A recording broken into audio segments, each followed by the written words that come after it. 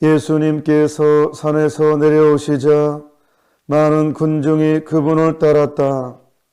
그때 어떤 나병 환자가 다가와 예수님께 엎드려 절하며 이렇게 말하였다. 주님, 주님께서는 하고자 하시면 저를 깨끗하게 하실 수 있습니다. 예수님께서 손을 내밀어 그에게 대시며 말씀하셨다.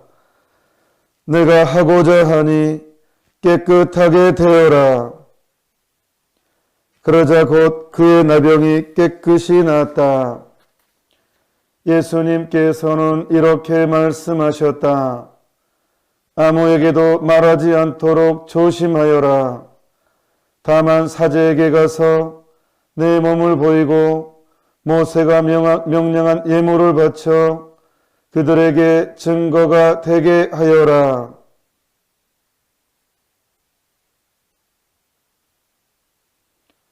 주님의 말씀입니다. 그리스도님 찬미합니다.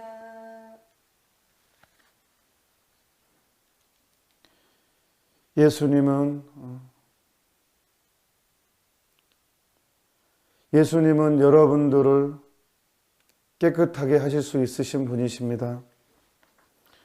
아니, 우리를 깨끗하게 해주려고 오셨습니다. 일독서는 오늘 열왕기 학원의 말씀인데, 이 구약성서에 나오는 전쟁은 우리 삶입니다. 우리가 영적인 전쟁을 그대로 보여줍니다. 신앙생활을 하면서 겪게 되는 내적인 투쟁이 있죠. 해야 되겠다는 것과 하지 말아야 되겠다는 것과의 싸움이 끊임없이 정말 치열하게 매일매일 이루어집니다. 이게 바로 구약 성서에 나오는 전쟁입니다. 오늘 예루살렘이 철저하게 파괴되고 철저하게 무너지는 그 장면입니다.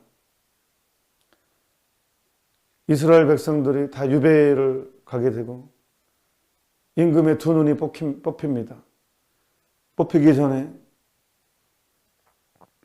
내 눈으로 자식들이 학살당하는 걸 봅니다. 그리고 내 눈이 뽑힙니다.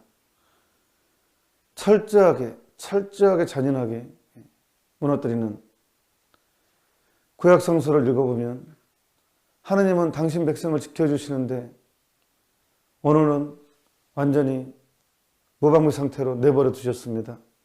왜? 이스라엘 임금은 하느님을 의지하지 않았습니다.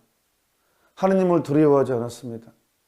철저하게 지상에서 매달렸고 사람들의 평판에 자기 욕심을 채우는데 하느님을 섬긴다는 이름으로 자기를 섬기는 삶의 결과였습니다. 그러니까 우리가 내적인 전쟁을 겪을 때 이런 두 눈이 멀게 되는 욕심에 사로잡혀 있고 세상적인 것을 추구하고 하느님께 의지하지 않고 인간에게 의지할 때 인간은 이렇게 무너진다는 것. 결국은 눈까지 멀게 된다는 것. 여기서 눈이 멀게 된다는 것은 내 영적인 눈이죠. 구약성서에서 전쟁은 내 인생의 전쟁입니다. 하지만 놀라운 것은 오늘 화답송입니다. 내가 너를 생각하지 않는다면 내 혀가 입천장에 달라붙으리라.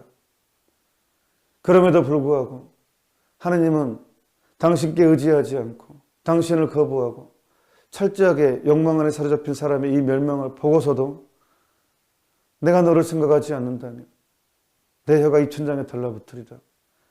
그럼에도 불구하고 하느님은 끝까지 애틋한 마음 그리고 기억하고 생각해주는 마음을 놓지 않습니다.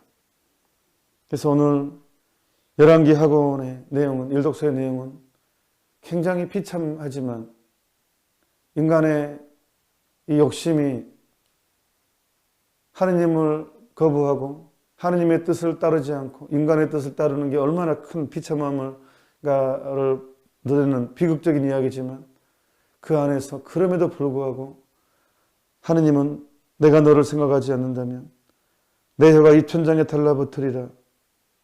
그런 것을 통해서 또한 끝까지 포기하지 않고 인간을 이끄는 하느님을 오늘 보게 됩니다. 이 부분은 우리에게 큰 위로와 용기가 됩니다. 내가 잘못하고 넘어지고 끝까지 배신해도 그분은 끝까지 나를 포기하지 않고 기다려주시고 이끌어주신다는 것입니다.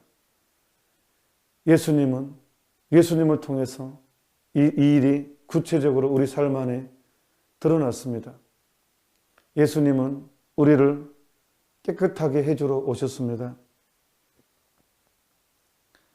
나병 환자 이야기가 나옵니다. 나병은 지금은 우리나라에 1년에 한 10명 미만의 발병을 하고 이미 약이 나와 있습니다. 완치가 됩니다. 지금은 피부병에 어떤 면에서는 피부병에 불과하지만 물론 약은 평생 먹어줘야 되긴 합니다만 어쨌든 지금은 약이 나와 있습니다. 하지만 약이 없었던 시절에는 정말 이 병은 공포의 대상이었습니다. 천형이라 할 정도로 버림받음의 상처를 반드시 겪을 수밖에 없는 그런 인류 역사상 최악의 병이죠. 보통 우리나라가 초창기 때 60년대 나병에 평생 걸린지 모릅니다. 그런데 언제 아냐 그러면 옛날에는 방에 불을 떼죠. 불을 떼면 덥잖아요. 근데 이 병에 걸리게 되면 이게 그 온도를 못 느껴요. 여기가 피부가 데어서 허물이 벗겨져도 이게 고통을 못 느껴요. 찌르는데 아픔이 없어요. 이게 이렇게 해서 알게 되죠. 영혼도 마찬가지입니다. 내가 죄책감을 못 느껴요. 상처를 줬는데 상처 줬다고 생각하지 않아요. 심각하죠. 심각해요. 죄를 지어놓고도 죄의식이 없어요. 정말 심각하죠. 오늘 나병 환자가 예수님께 엎드려 절하면서 이렇게 말합니다. 주님께서는 하고자 하시면 저를 깨끗하게 하실 수 있습니다. 이 이분은 엄청난 용기가 필요합니다. 예수님 앞에 나타났다는 것이요. 어마어마한 용기가 필요합니다. 일단 이분은 옛날 한선인들은 버림받음의 상처가 있습니다.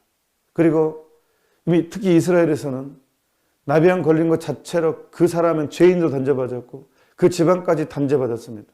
그래서 집안 사람들은 내 자식을 쳐내야 됩니다. 이 집안을 살리기 위해서. 가장 가까운 사람으로부터 버림받으면 가장 큰 상처입니다. 부모에 의한 버림받으면 더 이상 어떻게 할 수가 없는 상처입니다. 그리고 세상이 나를 향해 죄인으로 던지고 돌멩이를 던집니다. 만약에 옛날에 한선인들이 길거리에 사람들 앞에 나서면 죽여도 됐습니다. 돌로 쳐 죽여도 됐습니다. 그 병에 대한 공포와 윤리적으로 죄인도 단죄받았기 때문에. 그러니까 이 사람이 사람들 앞에 나타난다는 것은 죽음을 각오해야 됩니다. 그리고 스스로의 상처를 극복해야 됩니다. 내가 죄인이고 상처투성이고 사람이 상처를 받으면 독해지죠. 사람들을 나한테 비난하면 나도 비난을 합니다. 악이 바치게 되죠. 시체말로. 악이 바칩니다. 모두를 저주하게 되고 비난하게 되고. 근데 이 사람은 그러지 않았습니다.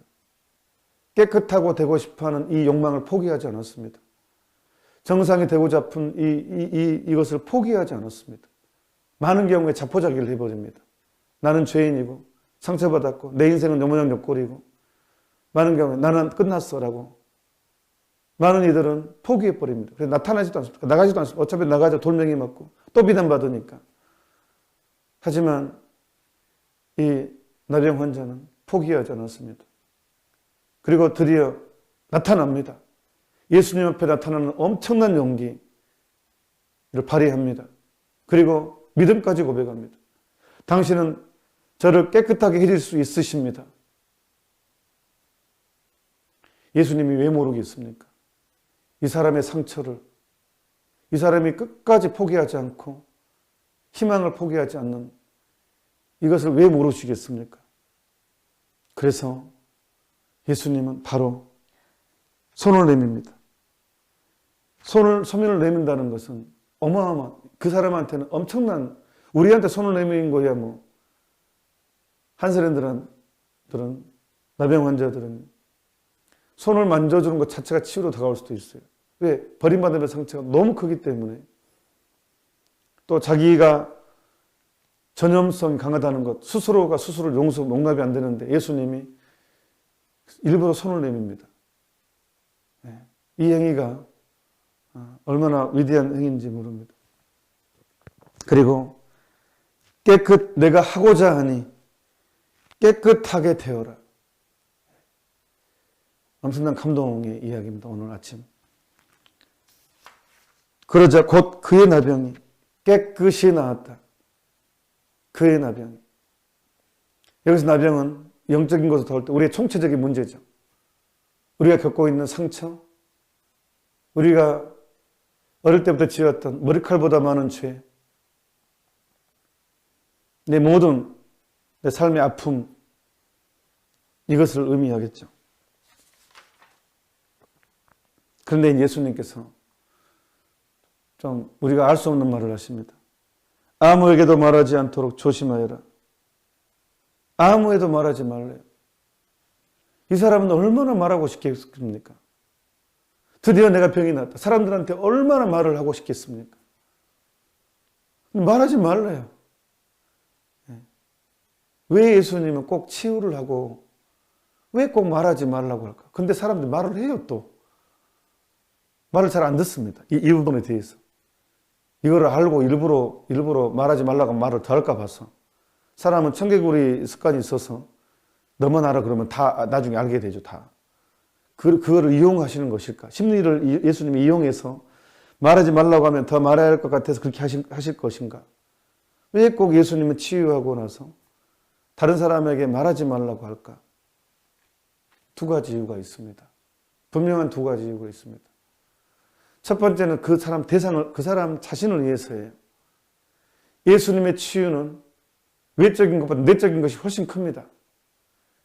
예수님의 치유는 우선적으로 그 사람의 상처, 마음, 내적인 것을 더 보듬어주고 감싸주시고 치유시켜 주십니다. 그런데 사람들한테 말을 하게 돼버리면 사람들은 내적인 것보다 외적인 것에 집중하게 됩니다. 겉모습에 집중하게 됩니다. 많은 사람들의 호기심 대상이 될 뿐만 아니라 이제 그 사람을 가만 놔두지 않습니다. 그러니까 이 치유된 사람은 사람들의 등살에, 사람들의 말에 이제 내 내적인 것보다는 외적인 치유에 자기도 모르게 집중하게 돼버립니다.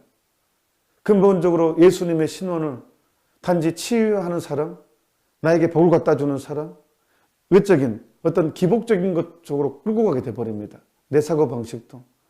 진짜 예수님이 이 사람을 치유해 주신 것은 영혼이거든요. 버림받음의 상처라든가 그 사람의 자존감이라든가 그것은 혼자 있을 때 이게 느껴지는 거거든요. 근데 사람들로부터 얘기를 듣고 둘러싸이다 보면 이 영적인 것들을 놓치게 돼 버립니다. 육적인 것에 나도 모르게 매이게 되기 때문에 또 호기심의 대상도 되기 때문에 진짜 당신이 누구인지를 알려주고 싶었기 때문에 단지 외과 의사가 아니라 예수님은 단지 외과 의사로 오신 것이 아니라 영혼의 치유자로 오신다는 것. 결국에는 너의 죄까지 용서해 줬다라는 것을 알려주기 위해서 너의 상처까지 치유했다는 것을 느끼게 해주기 위해서 그리고 당신 누구인지를 알게 해주기 위해서 좀 고요함 속에 머물도록 이끌어 준 것이죠. 두 번째 이유입니다. 당신이 왜곡되지 않기 위해서. 사람들한테 알려져 버리면 역시 사람들은 이제 더더욱 예수님을 외적인 치유자, 나의 이익을 위해서 이용하게 되는 저분을 만나면 뭐가 생긴다. 어떤 정치적인 메시아, 경제적인 메시아, 저분을 만나면 장사가 잘 될 것이다. 뭐가 내 어려움, 내가 지금 사업에 계속 실패하는데 저분을 만나면 사업 성공할 것이다. 하느님을 사랑하게 되는 것이 아니라 하느님을 이용하게 되기 때문에 사람들은 예수님을 이용하려고 달려들게 되기 때문에 침묵해달라고 한 것입니다. 예수님의 진짜 모습이 왜곡되기 때문에 예수님의 진짜 모습은 어떤 모습이냐? 이 모습입니다. 이게 예수님의 진짜 모습입니다. 죽기 위해서 오신 예수님, 희생당하기 위해서 오신 예수님, 고통을 당하기 위해서 오신 예수님, 당신은 오로지 한 가지 목표만 가지고 있습니다. 십자가를 지기 위해서, 십자가의 고통을 당하기 위해서, 극기하는 십자가에서 죽기 위해서, 세상을 구속하기 위해서. 그렇기 때문에 계속 치유만 얘기를 하게 되면 당신이 왜곡됩니다. 사람들은 계속 그쪽으로만 자기를 이용하는, 내 입맛 내가 이용하는 예수님으로 결국은 그래서 그런 일을 당했죠. 예루살렘 입성할 때 내 고독까지 깔고 엄청나게 화냈지만 가룟 유다도 팔아넘기면 하느님이시니까 어떻게 행동을 취할 줄 알았어요. 팔아넘기면 당신 어떻게 할 줄 알았어. 왜? 하느님이시니까. 붙잡히면 사슬을 묶여도 삼손처럼 사슬을 풀고 땅을 진동시키고 모든 걸 무너뜨리고 말 한마디로 군사도 싹 쓸어버릴 줄 알았어요.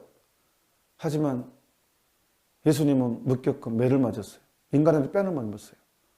백성들은 그걸 참을 수 없었습니다.